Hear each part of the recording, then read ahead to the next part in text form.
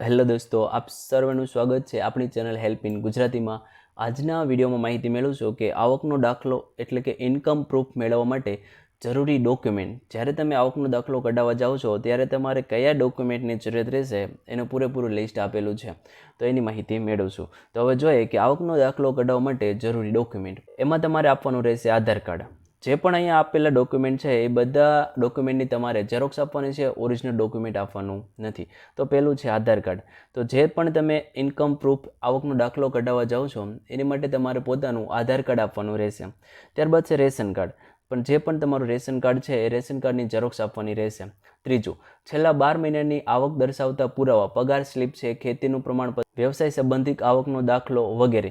તો જ્યારે પણ તમે આવકનો દાખલો કઢાવવા જાઓ છો તો તમે જો જોબ કરતા હોય તો સેલેરી સ્લીપ તમારે આપવાની રહેશે, ખેતીનું પ્રમાણપત્ર આપવાનું રહેશે, વ્યવસાય સંબંધિત આવકનો દાખલો, જે પણ તમે વ્યવસાય કરો છો એનો તમારે એક દાખલો, આવકનો દાખલો હોય છે એ તમારે કઢાવીને તમારે એ પુરાવા તરીકે આપવાનો રહેશે. ત્યારબાદ છે રહેઠાણનો પુરાવો. તો જે પણ તમે જે જગ્યાએ રહ્યો છો, એડ્રેસ પ્રૂફ, એ તમારે રહેઠાણનો પુરાવો આપવાનો રહેશે. જેમાં તમે કયા ડોક્યુમેન્ટ આપી શકો?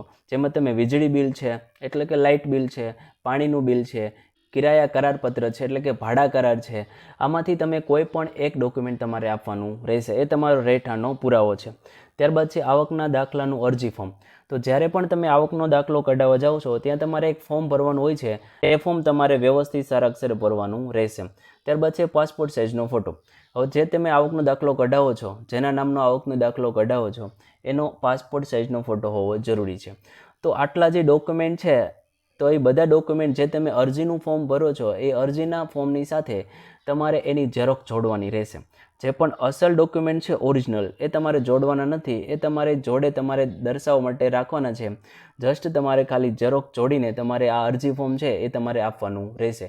આ બધા ડોક્યુમેન્ટ જોડીને તમે આપી દેશો તો તમે આવકનો દાખલો કઢાવી શકો છો. હવે જોડે જોઈ લઈએ કે આવકનો દાખલો કેવી રીતે કઢાવી શકો. તો આવકના દાખલા કઢાવવા માટે બે રીત છે, એક ઓનલાઈન અને એક ઓફલાઈન. બંને રીતે તમે અરજી કરીને આવકનો દાખલો કઢાવી શકો છો.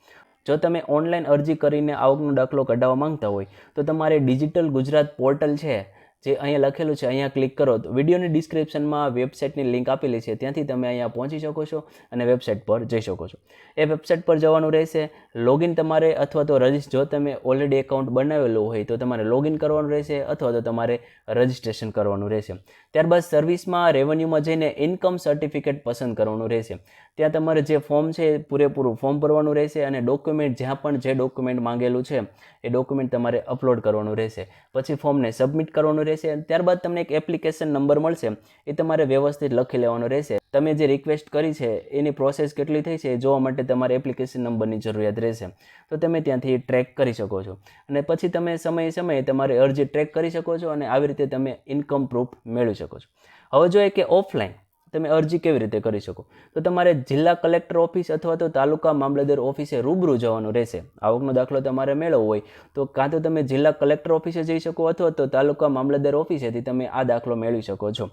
ત્યાં તમારે કયા પ્રૂફ આપવાના છે? તો આવકના દાખલા અંગેનું ફોર્મ, જે આગળ વાત કરી, એ તમારે પૂરેપૂરું ફોર્મ ભરવાનું રહેશે. જોડે તમારે જે ઝેરોક્સ છે ડોક્યુમેન્ટ એ બધી જોડવાની રહેશે. અરજીનું ફોર્મ ત્યાં આપવાનું રહેશે અને અધિકારી જે હશે ત્યાં એ વેરિફિકેશન કરશે અને પછી તમને આવકનો દાખલો તમને મળી જશે. તો આવી રીતે તમે આવકનો દાખલો બંને રીતે કઢાવી શકો છો. એક તો ઓનલાઈન અરજી કરીને કઢાવી શકો છો અથવા તો ઓફલાઈન અરજી કરીને પણ કઢાવી શકો છો. હવે જોઈએ કે આવકનો દાખલો મેળવવામાં કેટલા તમને સમય લાગી શકે છે. અહીંયા લખેલું છે સામાન્ય રીતે 7 થી 15 દિવસમાં તમને મળી જશે. અહીંયા જે દિવસો લખેલા છે ફિક્સ દિવસો નથી, તમને વધારે ઓછા દિવસો થઈ શકે છે. 1-2 દિવસમાં પણ દાખલો મળી જાય.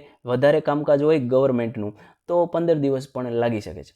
તો આવી રીતે તમને 7 થી 15 દિવસની અંદર તમને દાખલો મળી જશે. તો આવી રીતે બે અલગ અલગ પ્રોસેસથી તમે અરજી કરી શકો છો અને દાખલો મેળવી શકો છો. અને આવકનો દાખલો કઢાવવા માટે જે અહીંયા ડોક્યુમેન્ટ લખેલા છે એ ડોક્યુમેન્ટ તમારે જરૂરિયાત રહેશે. વિડીયોની ડિસ્ક્રિપ્શનમાં વેબસાઇટની લિંક આપેલી છે, ત્યાંથી પણ તમે આ પૂરેપૂરો લેખ વાંચી શકો છો અને દાખલો કેવી રીતે મેળવવો એની સંપૂર્ણ પ્રોસેસ અહીં આપેલી છે, એ તમે પ્રોસેસ કરીને આવકનો દાખલો મેળવી શકો છો. જો મિત્રો તમને વિડીયો ગમ્યો હોય તો જરૂરથી લાઇક કરી દેજો, ચેનલને સબસ્ક્રાઇબ કરી દેજો. ધન્યવાદ દોસ્તો.